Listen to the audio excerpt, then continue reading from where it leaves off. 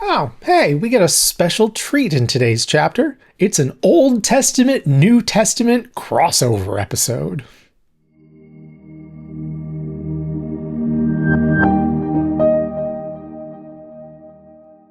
Hi, I'm Justin Lee, and this is A Year of Bible. We're wrapping up week 14 of our year-long New Testament study.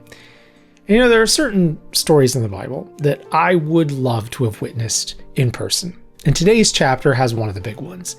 We're reading Matthew chapter 17, starting with the famous story of the Transfiguration of Jesus. But even though none of us were there in person, I think we definitely have something to learn from this really cool story. Let's read.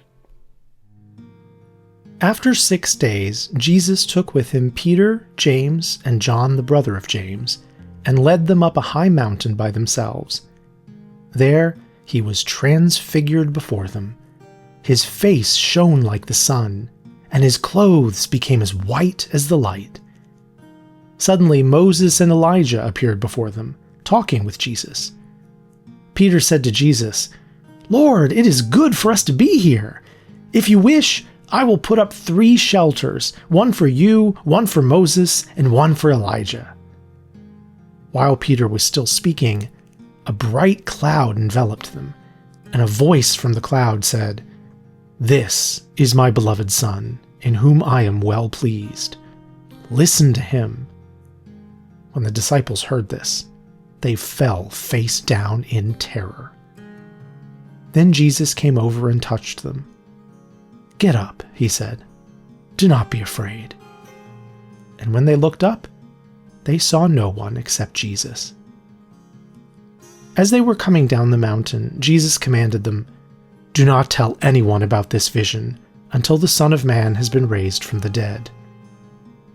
The disciples asked him, "Why then do the scribes say that Elijah must come first?" Jesus replied, "Elijah does indeed come, and he will restore all things. But I tell you that Elijah has already come, and they did not recognize him, but have done to him whatever they wished. In the same way, the Son of Man will suffer at their hands." Then the disciples understood that he was speaking to them about John the Baptist. When they came to the crowd, a man came up to Jesus and knelt before him. "Lord, have mercy on my son," he said. "He has seizures and is suffering terribly. He often falls into the fire or into the water. I brought him to your disciples, but they could not heal him."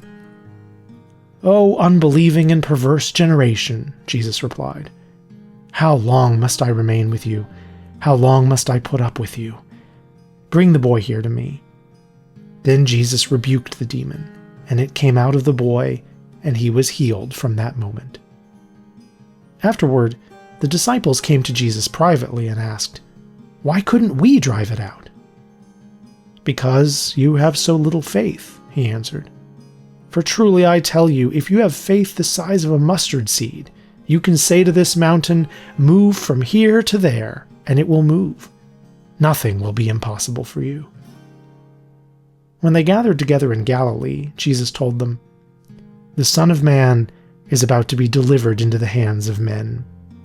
They will kill him, and on the 3rd day he will be raised to life." And the disciples were deeply grieved. After they had arrived in Capernaum, the collectors of the 2 drachma tax came to Peter and asked, "Does your teacher pay the 2 drachmas?" "Yes," he answered.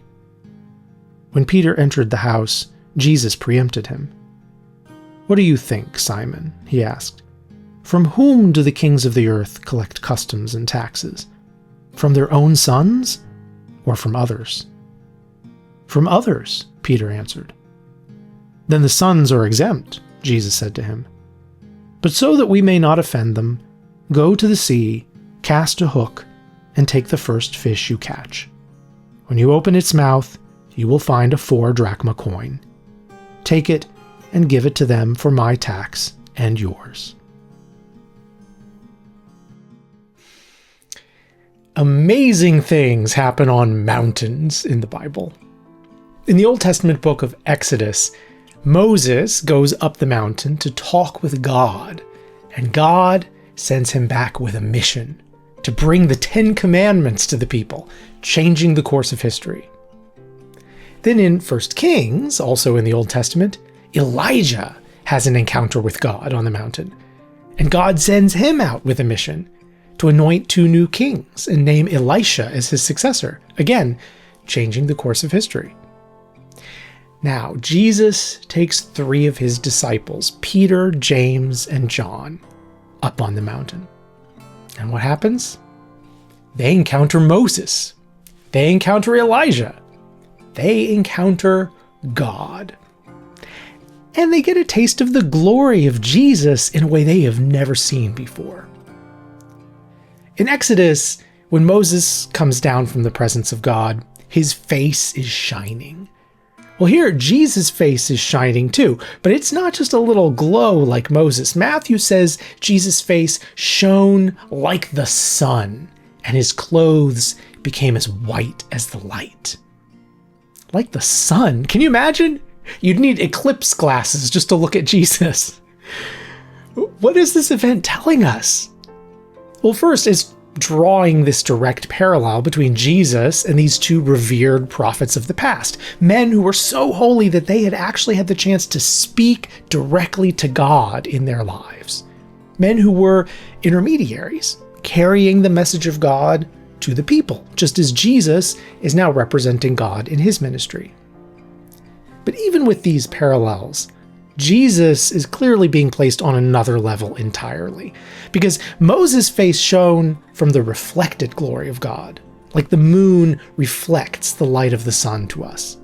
The moon doesn't shine on its own, though. It doesn't have its own source of light. Moses' light began to fade once he was out of God's presence. But Jesus' light is like the sun. He is a light source unto himself. Jesus' glory is something that's hidden from the world during much of his ministry, but on the mountain, these special 3 disciples are able to catch just a glimpse of it, enough to make clear to them that Jesus is not some ordinary prophet, or even a very special prophet like Moses or Elijah. He is something else entirely. And then, on top of all of that, the disciples get this encounter with God speaking directly to them from the heavens. So often people say, if it's really important to God for us to know this or that or do this or that, why doesn't God just speak to us in a booming voice from the sky?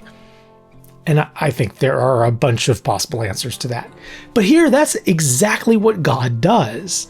And Peter, James, and John, who have all somehow managed to keep it together through the appearance of Moses and Elijah and Jesus shining like the sun and his clothes becoming white as light. I mean, you'd expect them to be speechless at that point, but Peter is somehow already making plans. But these guys, however they managed to keep it together through all that, they are absolutely not prepared for the voice of God. It says they fell face down in terror. What a scene. It must have been some voice to basically knock them off their feet after all that. But let's back up a second. Before the voice, Peter was starting to say something. What was he saying? Lord, it is good for us to be here. If you wish, I will put up 3 shelters, one for you, one for Moses, and one for Elijah. What's going through Peter's head here? I mean, this experience must have been so thrilling. The great prophets of the past are suddenly standing here in front of you. Your teacher, who you already knew was special and powerful and some kind of prophet, is turning out to be so much more than you ever could have imagined. I mean, for these 3 guys, it must have been shock and joy and exhilaration. So Peter says, let's stay here. Let's set up camp. Let's build shelters, or the Greek word can also mean tabernacles, something befitting these holy men. And we can just hang out on the mountaintop as long as we want.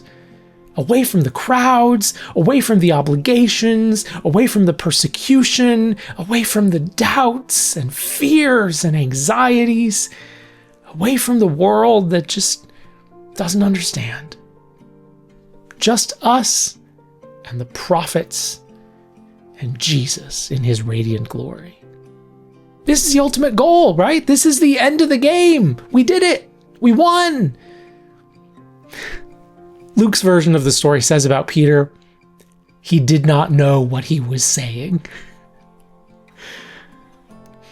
No, Peter, this isn't the end.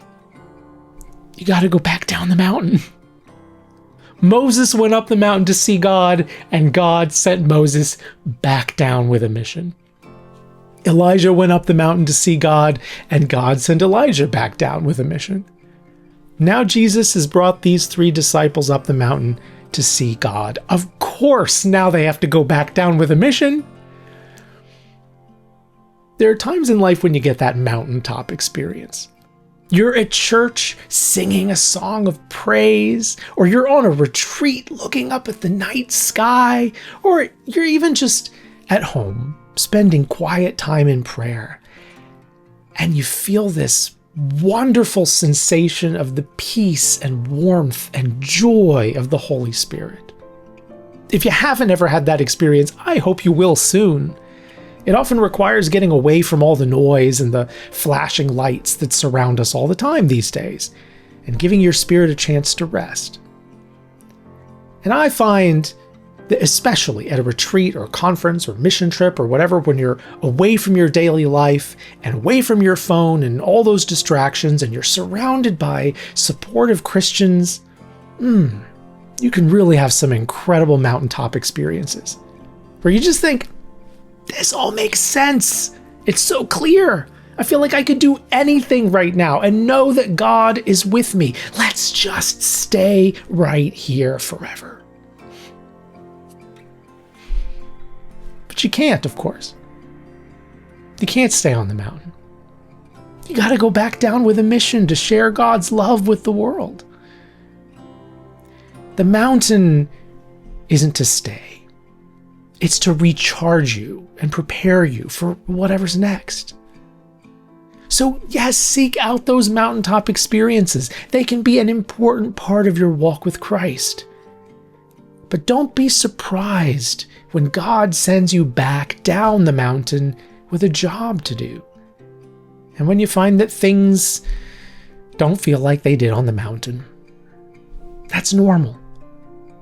Just remember, when you are on that mountain, remember to commit those experiences to memory. That way, when you're back to the daily grind and times are tough, you'll have those memories of the mountain to think back on and to remind you what it's all about, even when you're not feeling it.